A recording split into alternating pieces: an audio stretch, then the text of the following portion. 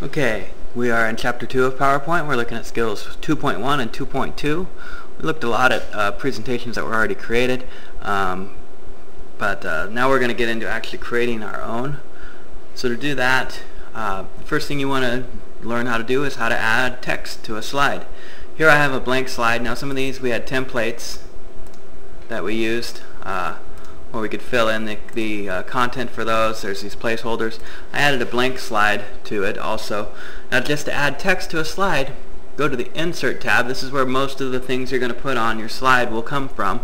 And over here in the text area is text box. If I click on that, you can see I have this little downward arrow. I can decide where to put my text box. I just click and it creates a text box for me, and then I can fill this in with my text. I can resize it, I can move it around, I can even rotate it if I want to. Let's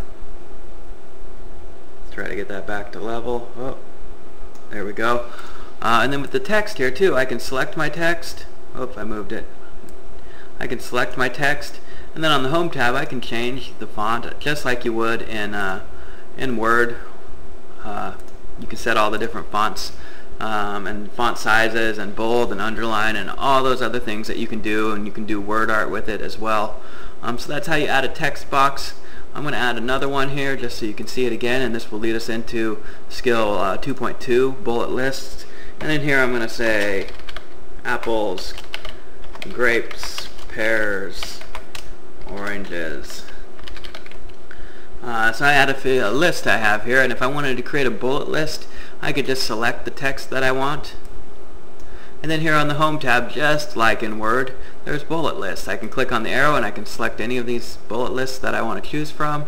You know, just a standard square bullet, or maybe this, whatever that is, fancier bullet.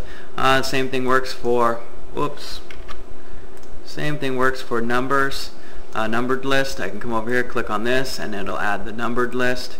I can do Roman numerals or letters, any number of different things that I want to use there. I can. So that's how you add text. Again, if you want to move them, you can see as I hover around the border, I have those 4 arrows pointing in a direction. If I click and hold, I can move it where I want to. I can rotate. I can resize using these boxes that are on the corners and the edges. So that's it for skills 2.1 and 2.2. Your code word for this lesson is going to be SHOE, S-H-O-E.